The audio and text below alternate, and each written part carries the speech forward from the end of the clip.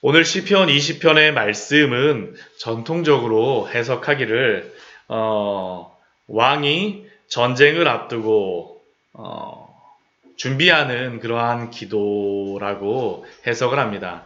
전쟁을 앞두고 준비하는 그러한 기도, 왕만 준비하는 것이 아니죠. 온 백성들이, 온 성도들이 함께 기도하며 하나님 앞에 간구하는 것이 바로 시편 20편의 말씀입니다. 실제로 이스라엘의 성경 말씀을 보게 되면 이스라엘의 여러 왕들이 전쟁을 앞두고 하나님 앞에 이렇게 기도하며 준비하였던 것을 볼 수가 있습니다. 사무엘상 7장 말씀을 보아도 사무엘이 온 이스라엘을 미스바로 모이게 하여서 블레셋과의 전쟁을 앞두었을 때 하였던 것이 하나님 앞에 기도하게 하고, 그리고 오늘 우리가 보았던 것 같이 번제를 드리면서 하나님 앞에 간구하고 기도하였던 모습을 우리가 볼 수 있습니다. 또 그 뒤에 사무엘상, 우리 뒤에 또 13장 말씀을 보게 되면 사울이 참 슬픈 모습이지만 사울이 폐위되게 되었던 그 중요한 원인 중에 하나가 사무엘이 올 때까지 기다리지 못하여서 자기가 스스로 이렇게 제물을 드리는 그러한 일들이 있었잖아요. 그러니까 이러한 말씀들을 보게 되면 전쟁을 앞두고 왕과 그 여러 백성들 또한 선지자들은 또 제사장들은 같이 함께 기도하고 준비하였다라는 것을 우리가 볼 수가 있습니다. 오늘 1절 말씀을 보게 되면 환난 날에 여호와께서 내게 응답하시고 야곱의 하나님의 이름이 너를 높이 드시며 라고 기도합니다. 지금 이 환난 날은 그러니까 어떤 날일까요? 전쟁을 앞두고 있는 때죠. 전쟁을 앞두고 있을 때. 얼마나 간절하겠습니까? 전쟁을 앞두고 있을 때 간절하게 기도하는 것이죠. 환난 날에, 고난 날에. 근데 여기 내게 너를, 우리 뒤에 말씀해 보게 되면 우리 2절 말씀에도 너를 도와주시고 너를 붙드시며 라고 여기에서 나와 있는데, 여기서 나오는 너는 누구겠습니까? 왕을 지금 이야기하고 있는 겁니다. 왕을 위하여서 백성들이, 또한 이 함께 기도하는 그 사람들이, 또 찬양단들이 함께 기도하며 준비하는 것이 바로 이 기도죠. 내게 응답하시고, 이 전쟁을 앞두고 하나님께서 왕에게 응답하시고 야곱의 하나님의 이름이 당신을 왕을 높이 드시기를 원합니다 라고 기도합니다. 왜 이렇게 이들이 환난 날에 전쟁을 앞두고 응답하여 주실 것을 기도하겠습니까? 다른 게 아니죠. 전쟁이 여호와께 속했다라는 겁니다. 왕이 우리를 대신하여서, 이스라엘 백성들이 그 사울을 뽑을 때 다른 게 아니었습니다. 사울을 왕으로 세울 때 말씀을 보게 되면 우리를 대신하여서 다른 민족과 같이 앞에 나가서 전쟁을 할 사람을 뽑겠다라는 것이 바로 이스라엘 백성들이 하나님께 왕을 구하였던 것입니다. 그런데 그들은 알게 되었습니다. 무엇을요? 전쟁을 왕이 행하는 것이 아니라 하나님이 승리를 주시고 하나님이 그 전쟁을 이기게 하신다는 것을요. 그러니까 기도할 수밖에 없습니다. 환난 날에 여호와께서 내게 응답하시고, 당신이 칼을 들고 나가지만 그러나 하나님께서 당신에게 응답하시기를 원합니다. 하나님의 이름이 당신을 높이 드시기를 원합니다. 또 우리 2절과 3절 말씀을 보게 되면 이렇게 고백합니다. 성수에서 너를 도와주시고 시온에서 너를 붙드시며 내 모든 소재를 기억하시며 내 번제를 받아주시기를 원하노라. 지금 이 성소에서 기도하고 있는 이 모습이 무엇입니까? 하나님께 전쟁을 앞두고 나서 번제를 드리고 있는 그러한 모습입니다. 번제를 드리면서 하나님이 당신이 드리는 그 소재를 기억하시고 그 번제를 받아주시고, 또한 그 하나님께서, 성수에 계신 그 하나님께서, 시온에 계신 그 하나님께서 당신을 도와주시고 당신을 붙드시기를 원합니다. 지금 한 마음으로 함께 기도하고 있습니다. 또 우리 4절 말씀을 보게 되면 내 마음대로, 내 마음의 소원대로 허락하시고 내 모든 계획을 이루어 주시기를 원하노라.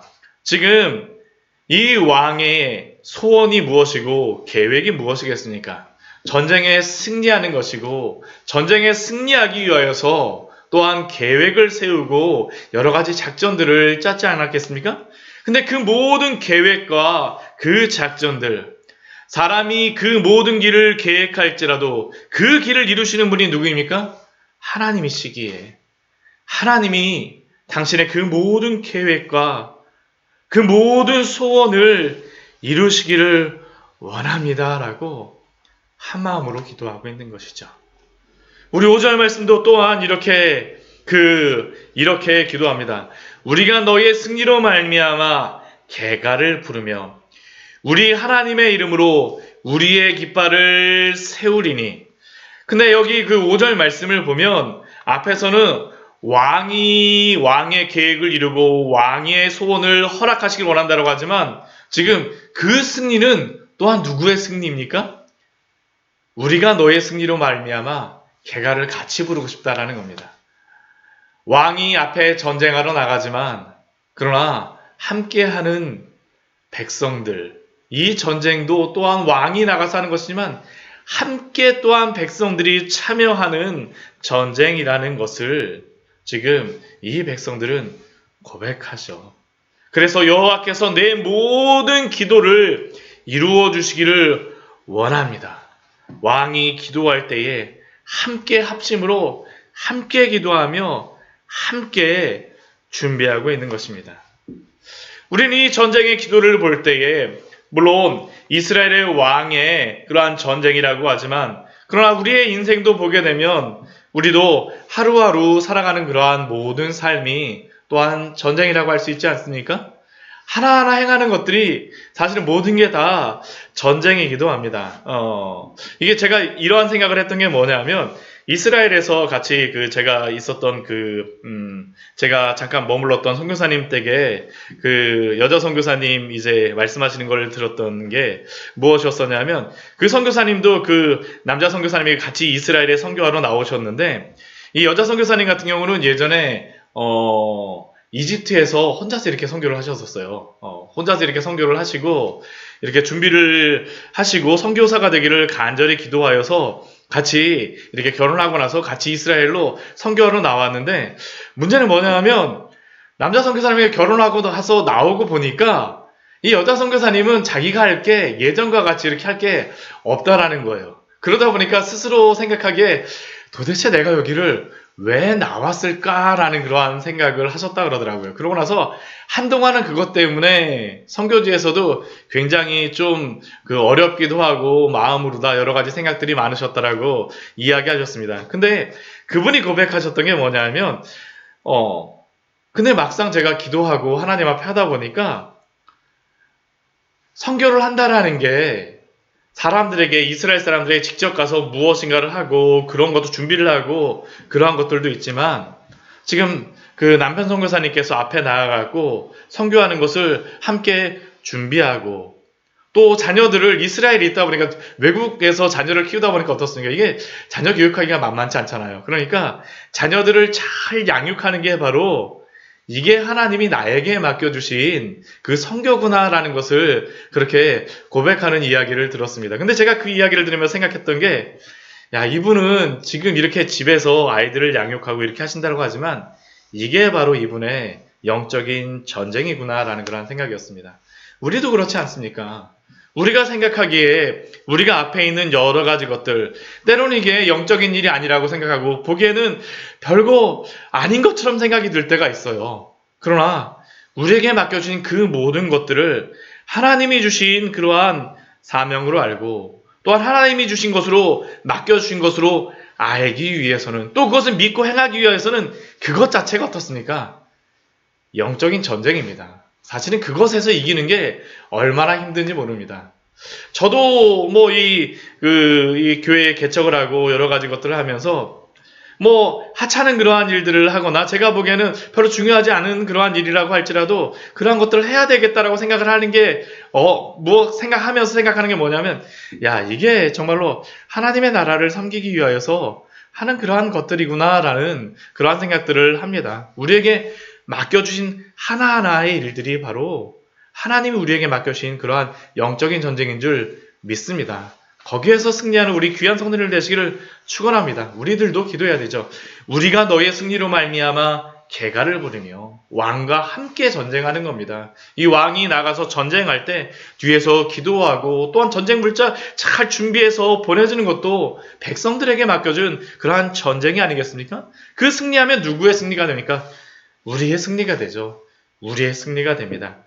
이렇게 전쟁을 이렇게 준비하며 기도한 백성들, 또 우리 6절 이후의 말씀을 보게 되면 이 전쟁에 이렇게 왕을 위하여 전쟁을 하지만 그러나 6절 이후의 말씀에서는 이 전쟁을 앞두고 또 준비해야 될 것이 무엇인가, 참되게 그들이 준비해야 될 것이 무엇인가라는 것들을 또한 고백합니다. 우리 6절 말씀을 보면 이렇게 고백을 하죠.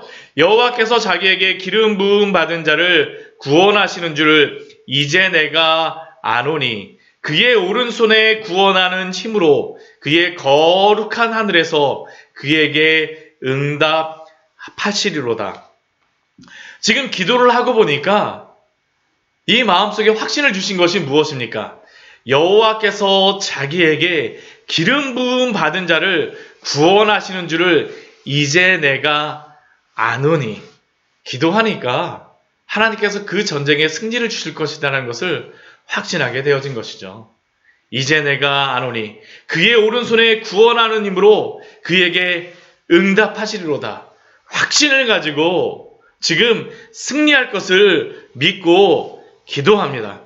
그러니까 그들이 참되게 준비해야 될 것이 무엇입니까? 우리 7절 말씀을 보게 되면 이렇게 고백합니다. 우리 7절 말씀 같이 한번 읽어보도록 하겠습니다. 어떤 사람은 병거, 어떤 사람은 말을 의지하나 우리는 여호와 우리 하나님의 이름을 자랑하리로다. 이게 참되게 준비해야 될 것이죠. 기도만 하고 그냥 끝나는 것이 아니라 정말로 전쟁에 승리를 주시는 분이 누구라는 것을 고백하는 겁니까? 하나님이라는 것을 고백하고 믿는 것입니다. 우리가 전쟁에 승리하기 위해서는 병거도 필요합니다. 말도 필요합니다. 또한 이것뿐이겠습니까? 여러 가지 준비해야 될 것들이 많죠. 때로는 성도 잘 쌓아야 되고 병사들도 잘 모집해야 되고, 그러나 참되게 전쟁에 승리를 주시는 분이 하나님이심을 또한 7절 말씀에서 이 백성들은 고백합니다. 그러나 이것은 이스라엘 백성들만의 그러한 고백이 아니죠. 하나님께서도 왕에게 이렇게 말씀하지 않으십니까? 우리 신명기 17장 말씀을 보게 되면 왕을 세울 때에 그 왕이 세움을 받고 나서 준비해야 될 것, 또한 왕을 세울 때에 그들이 어떠한 왕을 세울지를 하나님이 말씀하여 주시지 않으셨습니까? 우리 신명기 17장 말씀 같이 한번 볼까요? 왕이 준비해야 될 것이 무엇인가?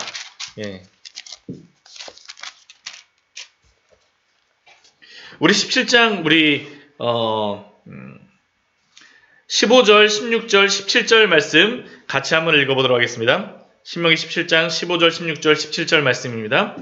반드시 내 하나님 여호와께서 택하신 자를 내 위에 왕으로 세울 것이며 내 위에 왕을 세우려면 내 형제 중에서 한 사람을 할 것이요 내 형제 아닌 타국인을 내 위에 세우지 말 것이며 그는 병마를 많이 두지 말 것이요 병마를 많이 얻으려고 그 백성을 애굽으로 돌아가게 하지 말 것이니 이는 여호와께서 너희에게 이르시기를 너희가 이후에는 그 길로 다시 돌아가지 말 것이라 하셨음이며 그에게 아내를 많이 두어 그의 마음이 미혹되게 하지 말 것이며 자기를 위하여 은금을 많이 쌓지 말 것이니라.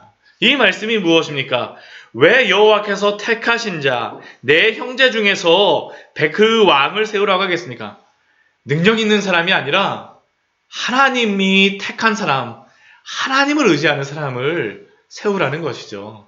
우리는 왕을 세울 때 이러한 유혹에 많이 빠지지 않습니까? 똑똑한 사람, 힘센 사람, 키 큰 사람, 잘생긴 사람. 사울왕이 사실은 그런 사람이었죠. 근데 하나님이 그런 사람이 아니라는 겁니다. 그런 사람이 아니라 왕에게도 왕이 됐을 때 뭐라고 말합니까? 그는 병마를 많이 두지 말 것이요 병마를 많이 얻으려고 그 백성을 애굽으로 돌아가게 하지 말 것이니 하나님 의지하라는 것이죠. 하나님. 오늘 그 말씀 그대로 아닙니까?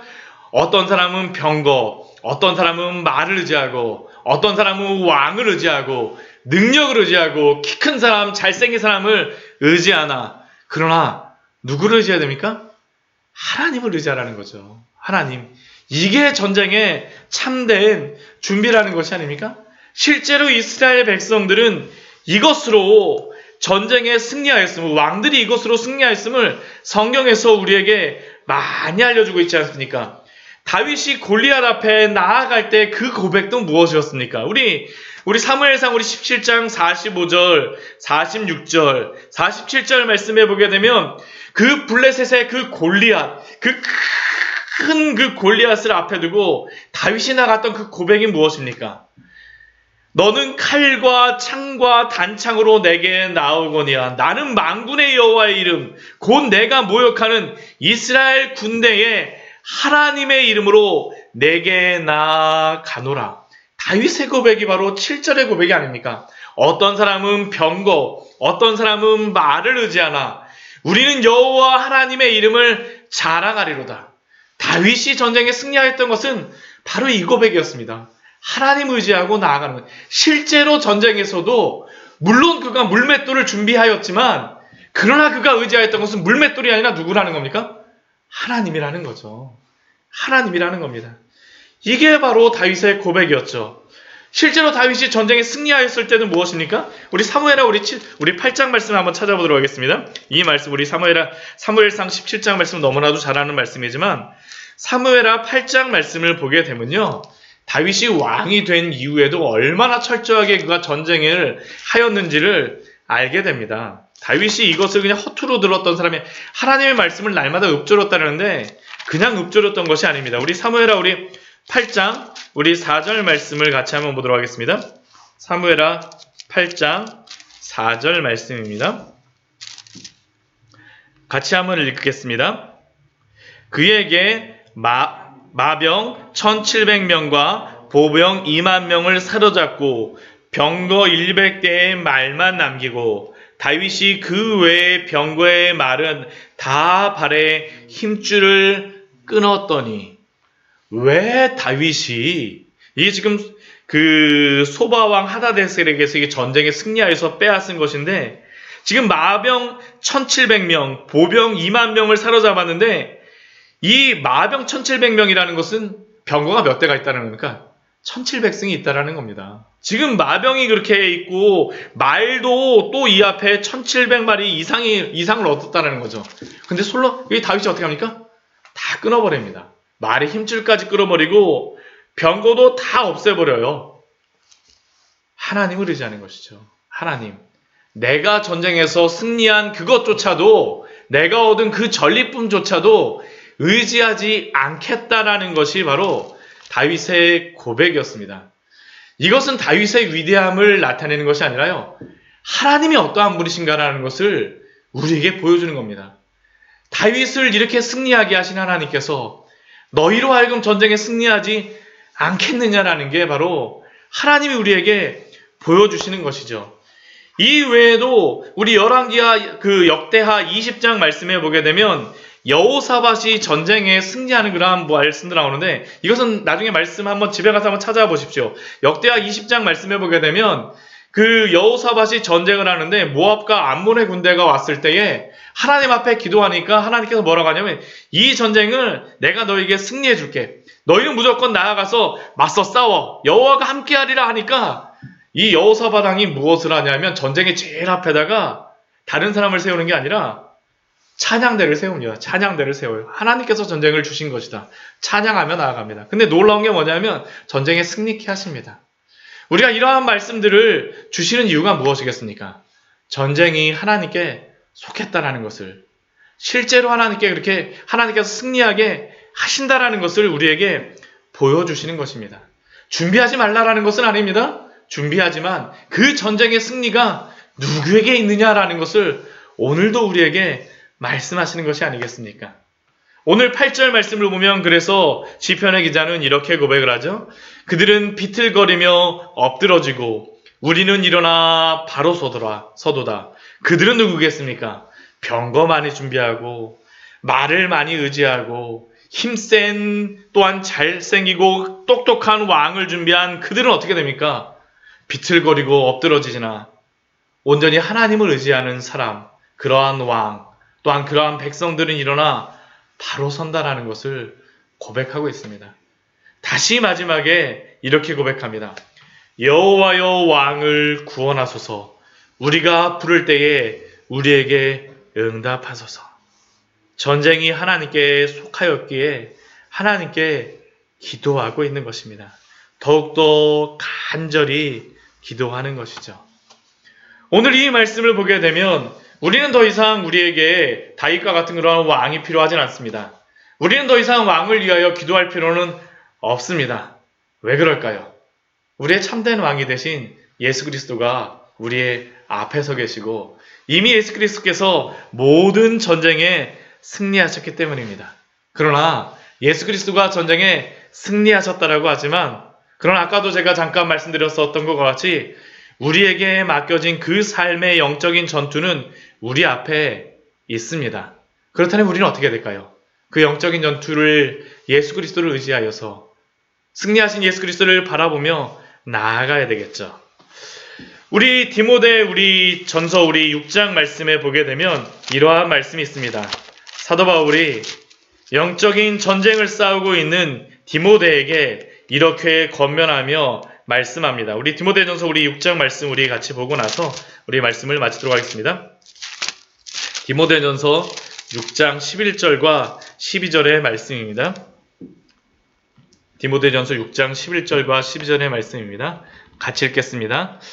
오직 너 하나님의 사람아 이것들을 피하고 의와 경건과 믿음과 사랑과 인내와 온유를 따르며 믿음의 선한 싸움을 싸우라.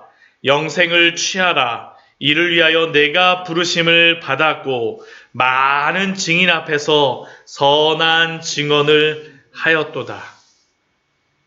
사도 바울이 디모데에게 믿음의 선한 싸움을 싸우라라고 권면합니다. 이를 위하여 내가 부르심을 받았고. 그런데 사도 바울은 어떻게 자신의 인생을 고백할까요? 우리 디모데후서 4장 말씀을 보게 되면요. 사도 바울이 4장 7절 말씀을 보게 되면 이렇게 고백합니다. 나는 선한 싸움을 싸우고 나의 달려갈 길을 마치고 믿음을 지켰으니. 디모데에게만 이 믿음의 선한 싸움을 싸우라라고 권면하는 것이 아니라 사도 바울도 우리 주 예수 그리스도가 승리하셨던 그 길을 따라서 믿음의 선한 싸움을 싸웠으니 너도 예수 그리스도의 그 길을 따라서 그 믿음의 선한 싸움을 싸우라. 이것을 위하여 너를 택하였다라고 고백하는 것이고 또 디모데는 또 그 제자에게 무엇이라고 말하겠습니까? 동일하죠. 믿음의 선한 싸움을 싸우라. 영생을 취하라. 이를 위하여 내가 부르심을 받았고 이 고백은 어떻게 할까요? 또 다른 제자에게 그 고백은 또 누구에게 주는 것일까요? 오늘 우리에게도 주시는 그 말씀인 줄 믿습니다. 우리 주 예수 그리스도가 주신 그 승리의 싸움, 그 믿음의 선한 싸움을 싸우심으로 오늘도 그 은혜, 그 승리를 맛보신 우리 귀한 성도님 되시기를 축원합니다. 같이 기도하도록 하겠습니다.